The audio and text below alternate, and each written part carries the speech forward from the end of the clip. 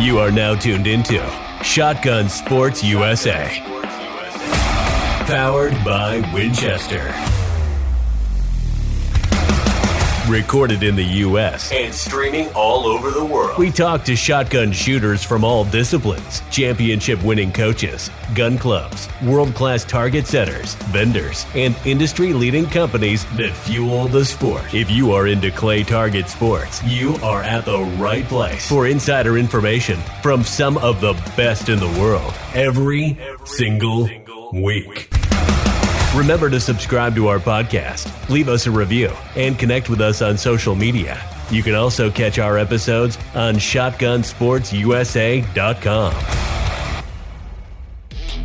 Being a brand name in the clay target industry, Rick Hemingway has said, "Have you ever noticed almost all major sporting events are being run by Pro-Matic traps?" Think about that statement for a minute. He's right, and you may want to consider that before making your next purchase. Rick is the largest Pro-Matic dealer specializing in individual and commercial trap sales. Rick provides skeet, trap, 5-stand, and sporting clays, designs, installs, and service. He also offers accessories such as solar panels, wireless release systems, as well as the hottest item on the market, the Claybot by Renair Products. Visit www.backwoodsquailclub.com or give him a call at 843-546-1466. Castellani shooting vests are manufactured in Italy and internationally recognized by elite shooters as the most popular, lightweight shooting vests on the market. Castellani vests are especially known for their Italian styling and superior craftsmanship and quality, making them a vest of choice for all shooting disciplines. Ultimate Shooting Accessories is the exclusive supplier of Castellani vests in the United States. Visit UltimateShootingAccessories.com for more information and to place your order.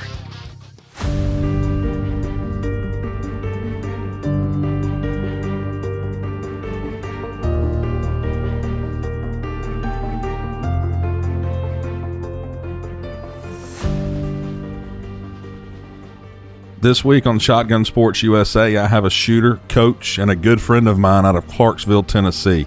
I'm excited to have him on the show with me. Please welcome the one and only Tom Seay.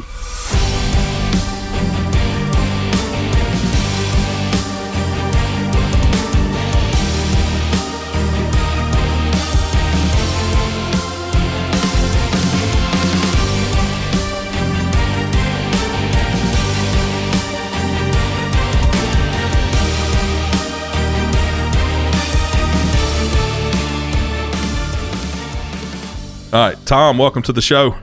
Appreciate you having me on. Yeah, it's been almost a year. You know, I look back, it's been almost a year since you and I have done an episode together, and a lot has changed. So I'd figure we'd talk about those things and find out what's been going on with you. Yeah, it's been a pretty rough 2 years actually. It it affected everybody's year. Last year, the COVID, and then I didn't get to shoot a whole lot last year with that, and then broke my arm this year, so that put quite a damper in the shooting. But yeah, I'm happy to be on. I think there's a lot to talk about. Yeah, well, you and I talk a lot throughout the year. We shoot together most of the time, and we were supposed to be squatted together at the South Central Regional, which I didn't get to attend. The hurricane canceled the original date, and they moved it to Texas, and it kind of threw my plans out, so I couldn't go. But give me your thoughts on the regional. Yeah, I thought it was a great shoot. I thought the targets were very fitting for a regional of that size. I think first off, I want to tell Joe congrats. He's had an awesome year. He has won a lot this year, and continually been at the top. And so some of the scores he shot on those targets were just steady scores, just exactly what you should shoot, and hats off to him. But as a shoot, I think that the tournament ran very well. Greater Houston's an awesome place, and they definitely know how to throw a big tournament. I thought the targets were awesome. They were very, very challenging, as you could see by some of the scores. But there was not a single target that I walked away from and thought that was a stupid target. I thought they were all good, and just challenged you every station the whole way through. So it was kind of an endurance test. You never had a station that let up. It had something that was going to throw at you the whole way. It's for somebody to look like they spent a lot of time on the targets, and so I thoroughly enjoyed it. Yeah, I was going to bring up the last regional, which was North Central. We shot together, and that was kind of similar. I mean, I wasn't at the one in Texas, but the one up in Wisconsin was always it was steady the whole time. It never let up on you, and really, I mean, I feel Southeast Regional was the same way, and now the South Central Regional was like that. So this may be a trend to where when you go to a regional, you better expect to see some good targets and be on your A game the whole time. Yeah, I really enjoy the targets at the North Central as well, and I think that I enjoy shooting those type targets because in some settings, in some situations, you can go to a tournament and you have to shoot. You basically you can't miss. You have to shoot a 195, 196 to win or to even place. And I think that even with these difficult targets, you still have to shoot a high score. But I think that puts you in a different mindset as a competitor, is to not worry about the score. And I think it tests you more mentally, because I know that myself coming off this big break, it was tough not worrying about what score I was shooting, but how I was managing the course, from not having shot as much this year. It was difficult for me to see or to grade or understand how difficult the course was, and what an acceptable score would be, or a good score would be, or what hard was, just because I didn't see the Southeast Regional. I didn't see what the U.S. Open was. I haven't shot some of those this year, and having that big break, that was a big mental step for me to get over in these last couple of regionals, just because I think the targets were so good that it's a fine line. I'm not throwing something that's stupid, but throwing something that's difficult. Yeah, and I think that they've done a very good job of that. You're working full time now anyway. You're going to school, working full time, and trying to shoot these big tournaments and put up good scores. It's got to be tough. I mean, what are you up at 4:00 in the morning? To go to work. Yeah, I definitely have a full time job now. It keeps me very busy. I typically get up, I don't know, about 4. I get up about 5. I won't over exaggerate, but I get up about 5 or so and head in, work all day. But it's that's an interesting subject to get into, because I've had a lot of people ask me about that, whether work gets in the way of shooting, and I've thought about it. I wouldn't say a lot, but it's been something that crosses my mind when people ask me that, because it is a full time job, but I think everybody gets to a point where life gets over. A little busier. Yeah, it gets a little busier, and you just have to learn how to manage it. If you look at somebody like Anthony or Corey, they've definitely figured out how to manage a full life, having a family and building houses and businesses and working every day and all that kind of stuff. So it's just another challenge to overcome, but I don't think it's anything that has affected me tremendously based on my past, I guess you'd say. Yeah.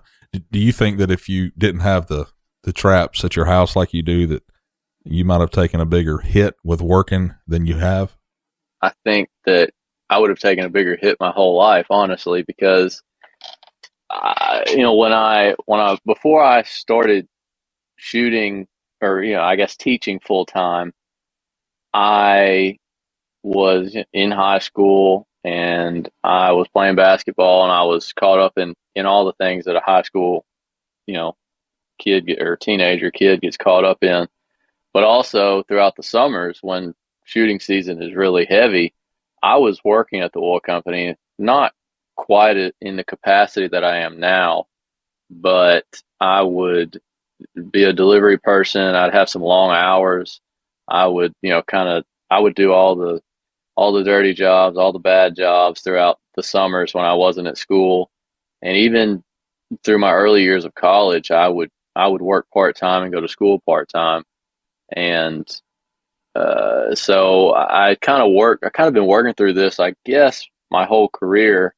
And when I take the time to think back, I I truly think that I shot really well, maybe even better before I started teaching full time. I got to a point when I got tired of slow stepping it through school. I figured that I would teach full time for an income and go to school full time because the teaching was a little more flexible. And it got to a point where I needed to enter into the business. There were things that happened within the business that I needed to enter into it. And so I'm trying to finish up school now, as well as, work full time in a pretty high role within our company. But at the same time, that gives me the freedom to come home in the afternoons. If it's a pretty day, it's really not out of the ordinary for me to text my dad or get with him and say, let's be at the house at 3 o'clock, or let's be at the house at 2:30, and let's open the machines up, let's shoot, and do that 2 or 3 times a week, which is pretty steady practice. And so I guess it's something to overcome, like I've said before, but things just change, and you just have a way of adapting. And when I really take a step back and look at it, I think that the working hasn't really affected my performance per se as much as some other things that have happened here lately. But it's just a change away from shooting, I guess. Yeah. So I don't see it as big of a deal as some people might, because I knew that I had done this before, just in a little bit different capacity, a little bit different role. I had worked and shot and done school all at the same time before. So, it's just another thing to work with. Yeah. Before we move on, a lot of people have probably asked you or wondered what Seay Oil Company does. And, the first time you hear it, you think you just sell oil, which is not the case. Kind of go into what you do and we'll move on. So our company is 27 years old. My dad started it. Mom and dad started it from the ground up. They kind of mortgaged everything they had. Typical first generation business story. To just a short story of putting it. But now we've evolved over the years. At one time, we were a really big freight carrier, which is basically somebody that hauls fuel for people like Pilot, Mapco, and Walmart, and all those other big interstate brands that you would see. We were basically just the freight operation that would haul the fuel for them. And we got up to, we had a lot of trucks and running 24 hours a day all over a huge area. And then we got to a point where we had a lot of employee turnover, a lot of driver turnover. It got to a point where it was such a big geographic area that it was really hard to manage trucks and employees remotely with the personnel that we had. And because of that, we had a few accidents. And when you have an accident with a fuel truck hauling 8,000 gallons of gas, it's a pretty big deal. Obviously, as we had a couple of wrecks, which the more exposure we had with the more trucks over the bigger area, we had a higher probability of having accidents, and that's what ended up happening. And it took I guess my mom and dad took some time to reflect on what their past had been in the business and what we were doing now and where they wanted the company to go. And so at that point, we kind of shifted our focus away from being a freight hauler and hauling other people's fuel for a fee, and decided to start selling our own products, which is where we are today. We've grown that in the past 5 years. So about 2016, we really made this change, I guess, or switch as a company. And since then, we've really grown in fuel sales towards the construction industry, rock quarries, ready mix companies, gas stations. We sell to gas stations. We don't haul. We have trucks that haul for them, but we don't. It's our own fuel that we're selling to them. And we also sell lubricants like engine oils, transmission fluids, all that kind of stuff to shops and, again, construction people. And we have a few other divisions of our company that have to do with fuel quality and polishing fuel, which is basically cleaning diesel fuel, taking the impurities out of it. And we also have kind of an environmental division of our company as well. So we've transitioned into a bigger company, and as that transition began to happen, it became more evident that I had been around the business and my brothers had been around the business for ever since we could remember. It's pretty much the only thing that we've ever known, other than shooting for me. It was evident that I needed to come into the business and really help manage this growth and kind of add some structure to the company that we could grow on. And so that's kind of what we do. We spend a lot of time in Nashville. We have an office in Nashville, Paducah, and Hopkinsville. We go all the way up into Missouri and Illinois, and we have just shy of 100 employees. And so, that's kind of what we do. People listening, if you drive by one of these big construction sites and you see a fuel tank, that's what they do. They set these big tanks out and move with the construction companies, and it's a big business. I've been up to see the operation. It's crazy at the stuff that goes on with inside that business. So anyway, let's get back to shooting. Texas Nationals in a few weeks. Are you going? Yep, I'll be there. Is Steve going? He actually is not going. That's too bad. Grayson's going, but he went to Houston to the regional, and being so close together, somebody's got to stay back and run the business. So yeah. You've been a Perazzi shooter or shot Perazzi since you was a kid, and you ventured off into another manufacturer a couple of years ago, and now you're back with Perazzi. What is it about a Perazzi that you like so much? That's a good question, because everybody's answer, I think, would be different based on whatever gun they are used to shooting. I grew up shooting a Perazzi, and I think there are a lot of other good manufacturers and a lot of other good products out there. But for myself, Perazzi has always been what I've shot ever since I was 8 or 9 years old. Started taking lessons from Wendell at that age, and I had a Perazzi, and I really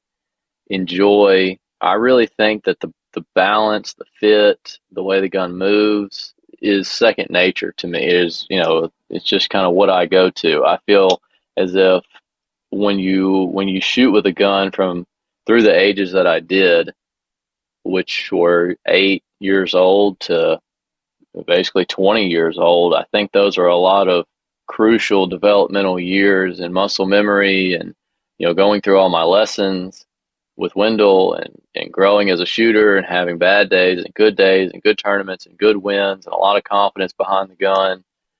And once you shoot the same gun for that many years and you go through those years of, teenage years, and all through there, you obviously build a lot of confidence with that gun, and you kind of grow around that gun. And I'm very thankful that I did, because I think that that's a gun I can win with on the biggest stages, and that's what everybody should shoot. I hear some people ask me, some younger shooters that are good shots will ask me, hey, what about this? They're offering me this. What kind of gun deal do you have? Or different things like that.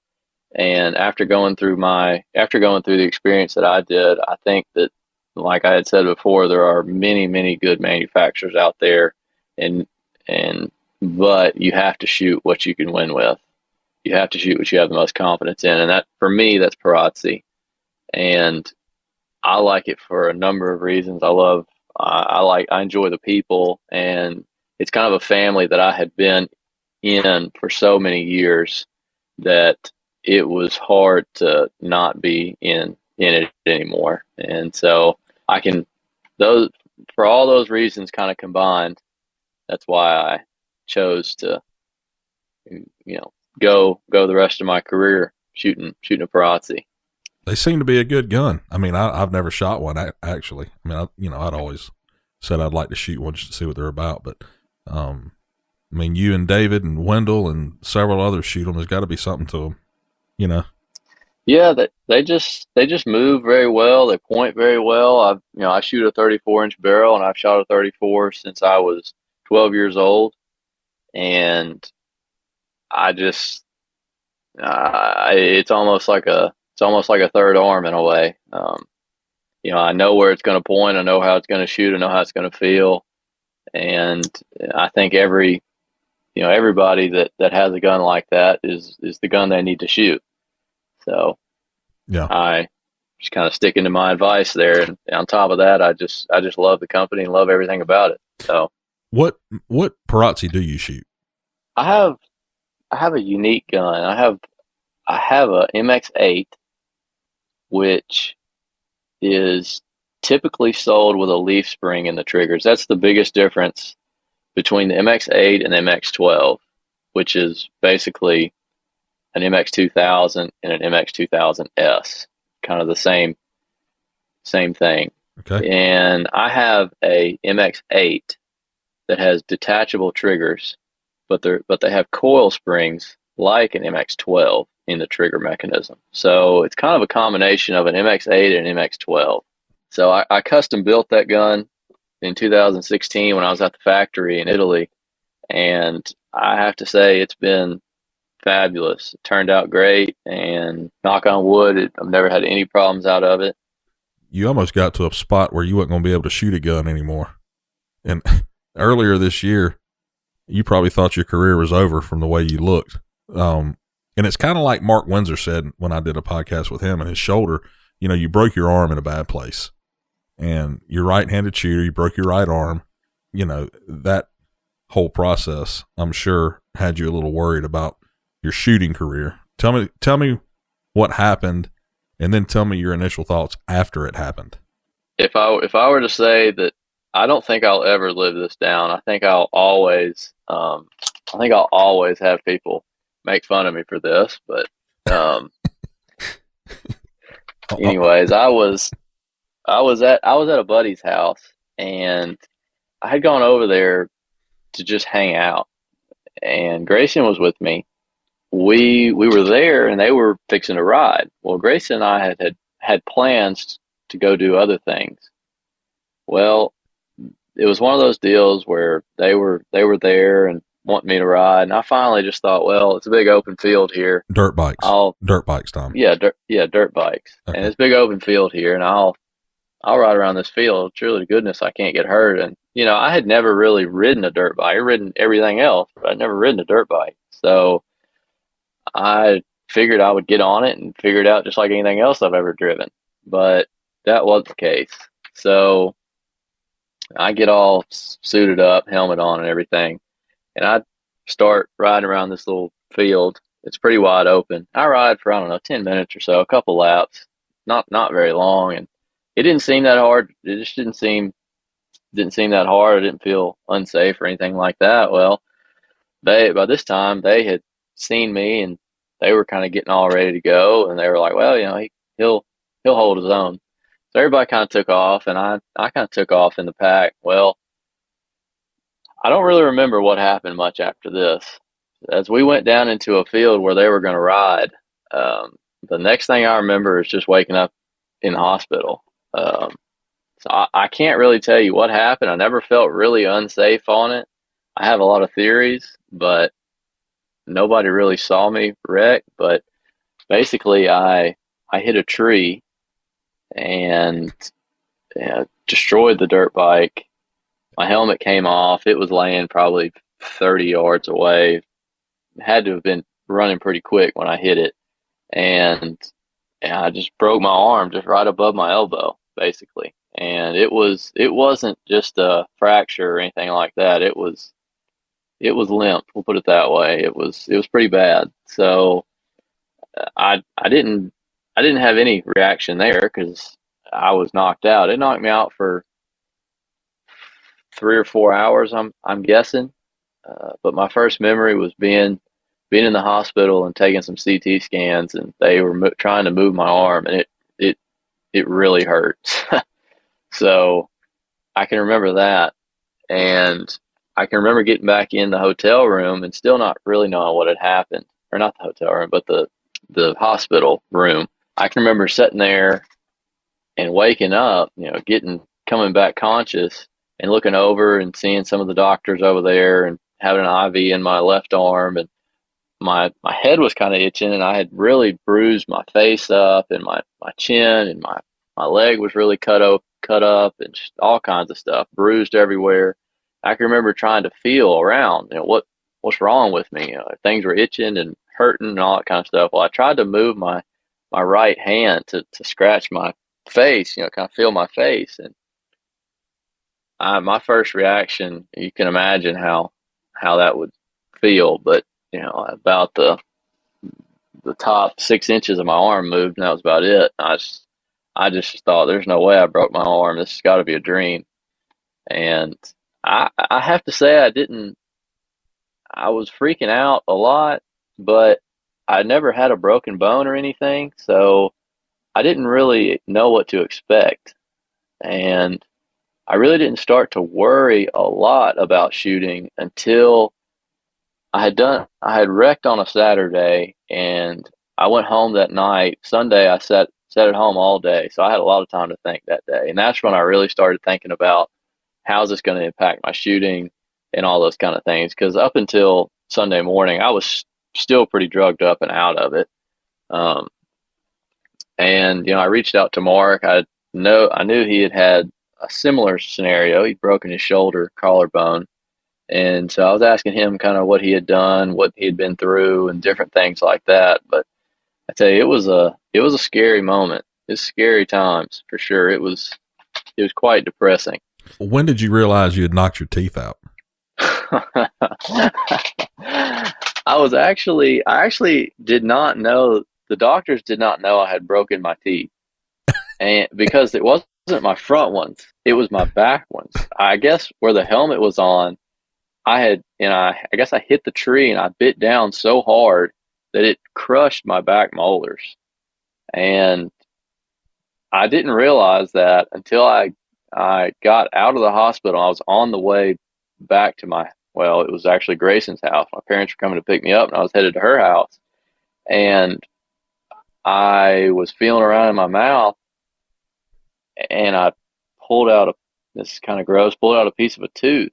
And so I was still so out of it, and they looked in my mouth and figured out what had happened. So yeah, it was pretty bad. I mean, I couldn't move real good for probably 3 or 4 days because I was just so bruised and hurt. That's been a long process. When did you do this? The day before Easter. So how long did it take before you could do anything again? A lot of people have asked me that, and the bone took between, I don't know, somewhere between 14 and 16 weeks to heal. And I could drive a couple of days later. I actually only missed about half a day's worth of work when I did that. But I obviously didn't do a whole lot of work. I just did a lot of directing. But I could drive and everything, but I couldn't operate any equipment. I couldn't write for a long time. The biggest thing that took the longest to heal is the nerve damage. And that was something that I didn't think would be that big of a deal until probably 6 weeks into the healing process, because I went to the doctor and I couldn't move any of my fingers. I couldn't open my hand. My hand was just kind of shut. And I didn't even think about it. I was worried about healing the bone up, and the doctor told me that the bone would heal way before the nerve would heal. And the nerve it spirals around your arm and goes down and operates your fingers and helps you have grip strength and the strength to open your hand and all that kind of stuff. And that nerve had been damaged. And he said that that would take by far the longest, probably 6 months or so. And at the time, I didn't think that much of it, but that was the most frustrating thing to try to get over because I got out of the sling probably 8 to 9 weeks into it. And so I could kind of move my arm a little bit. I didn't have any strength hardly, but I just couldn't do anything with my right hand. And so when I started shooting about week 14 or so, I could pick the gun up and I felt comfortable holding the gun and shooting. And I could hold the gun. Obviously, I was very rusty. I didn't have hardly any strength in my arm, so I couldn't shoot for very long. But I just couldn't load my gun very well. I couldn't open or anything like that. As I built up strength, my moves got better, and I could see everything improving. But for the longest time, my hand just wouldn't work, and I even had some trouble up at the North Central Regional unloading my gun, loading it, and I wouldn't contribute that to having any effect on my shooting. It probably did, being realistic, but I tried not to think about it, we'll put it that way. And up until probably 3 or 4 weeks ago, I haven't been able to fully operate my hand, but now it's getting better, and I've got a lot of. I don't think there's anything that I can't do at this point. I'm still building a little bit of muscle back in my arm, but it's pretty much back. It doesn't keep me from doing anything. We'll put it that way. Are you still facing complications with it?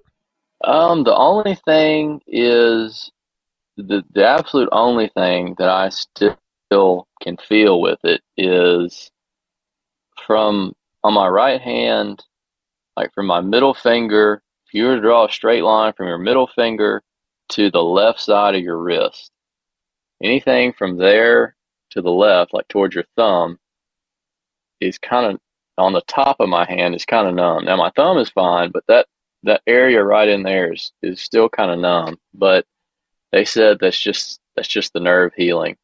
So they say it'll eventually go away. But in terms of strength in my hand and arm and the way I can move it, it's all back to normal. Yeah. So there shouldn't be any reason for you to have any more bad scores in, right? Oh, well, I don't want you to take all my excuses away now. I was going to say it's been a challenge. Not as much physically coming back. I mean, obviously the things I just mentioned were challenging, but when you take that long of a break, don't compete. It's you have to warm up a little bit. I'd say it's been more of a challenge than I gave it credit for. Well, the year's basically over. The shooting year. Nationals is this month. What are you going to do to prepare for Nationals? I was talking to a few people today actually about that. Not that specifically, but it leads into my answer. But I think that as a competitor, especially, most people do this. I know I do. But if you're competitive at all, you do this. It's easy to get caught up in the scores that you shoot, in a performance based upon comparison to other individuals within your class, and it's really easy to get caught up in all that stuff and being really conscious about scores and conscious about how you're holding the gun and moving the gun, all that type of stuff. But I was talking to someone earlier, and I felt really good in my last round of the South Central Regional in Texas for probably the first time, and since before I broke my arm, obviously, but I felt really good. And I think the biggest goal I have is, and the biggest relief I have is the pure enjoyment just to shoot. Not the enjoyment derived from winning or based off of putting up a huge score or beating one particular person or beating a whole field of people, but but knowing that I am shooting, challenging myself to shoot the best that I think I can shoot. And I just think that's really enjoyable to get to a point where you're so focused on your shooting and how your performance is and how you're making your moves, how you're seeing birds. And I just think that, that that that makes you such a pure shooter, and it's fun to me to be in that state of mind.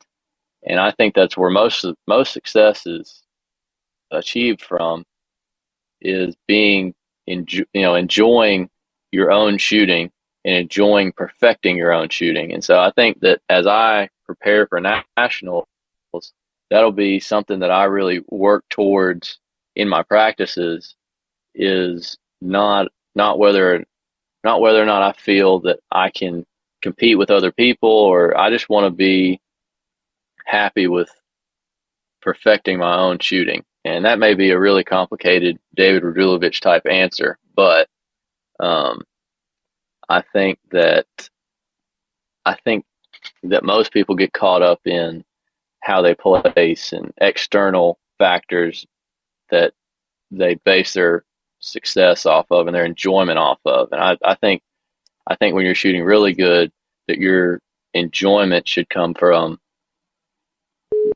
more of a technical side of things, how you feel about your move and working on seeing the bird better. And I just think competing with yourself is the best way to compete at all.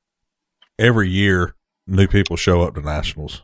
There's people you have never seen. People, I mean, we don't see everybody, but there's new people every year that go. So for someone that's going for the first time, or even someone that's been more than once, how can you tell them how to be successful at nationals? And I don't mean how to win. I'm talking about, how do you have a successful trip? How do you feel good about yourself? What do you need to do? Just give me some pointers. I think for at the first time at a tournament like nationals, as big as nationals is, and as much as there is to soak in, I think that to go down there for your first time and just try to soak it all in and just enjoy the experience of being there, enjoy the 4 days of all the vendors and seeing all the people, and going to the if the shoots that they do at night, the north versus south, all that type stuff. And I just think hanging out with friends and enjoying, just taking it all in, and not getting too caught up in, like I was saying before, your performance against other people. And I think that's a successful trip for a first timer, to go down there, just experience the whole all of nationals, because it's a lot to take in. Yeah, I was thinking about nationals the other day, and the guys that have won and girls that have won. It's a 4-day tournament, okay? And, you could be on your A game and face bad weather, and then the next person may not. They win.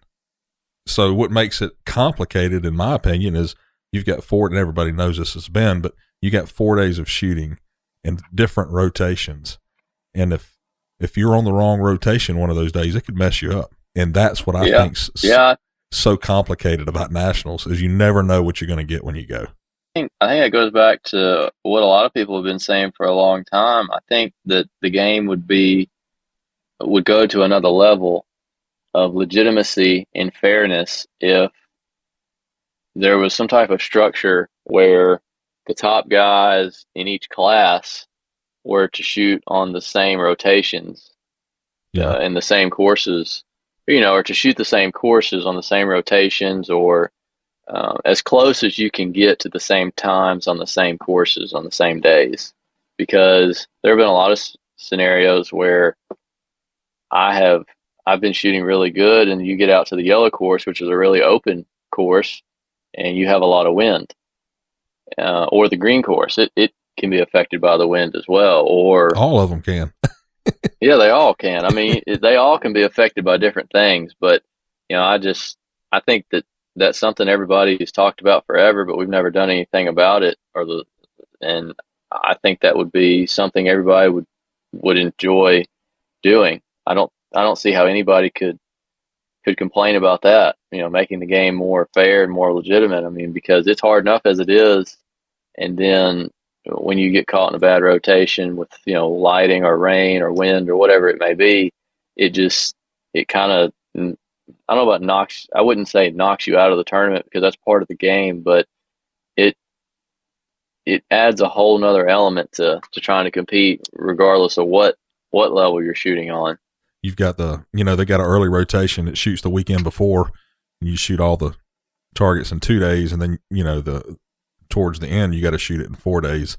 So it's all over the place as far as a week-long tournament where weather can affect right. you, but it should be fun. It's fun going, and I know you're ready to see me. I mean, that's just, it's been too long. I tell you, I at least have to FaceTime you about once every 6 months, or I just, I just can't handle it. Well, we're not going to get to shoot together. So, and your dad's not coming. So I like seeing your dad. Yeah. You probably wouldn't come around me now that he's not coming. Yeah. I mean, me and Steve, we like to hang out together, like to go eat places. I think everybody just enjoys seeing him. Oh yeah. Yeah. And he's fun to shoot with. So, all right. Well, Tom, thanks for coming on tonight. Look forward to seeing you in a couple of weeks in Texas, and hope you do good. I appreciate it. Thanks for having me on, and I'll see you in a couple of weeks down there, and I'm looking forward to seeing everybody else as well. Now, are you going to put your teeth in before you go, or what you going to do about that? Well, it was a funny thing. I was down there in Texas with David, and we went out to eat, and he wanted to go get some hard candy afterwards, and it cracked, kind of chipped and cracked one of my wooden teeth. And so I'm in the process now of whittling a wooden tooth back down to put in. So yeah, I'm hoping I'll have that done before I go to Texas, so nobody will, yeah, ask me. Just don't smile. You don't have to do it before you go. Just don't smile. I'll try to remember that. All right, man. Well, I'll see you down there, and we'll talk to you soon. All right, see ya.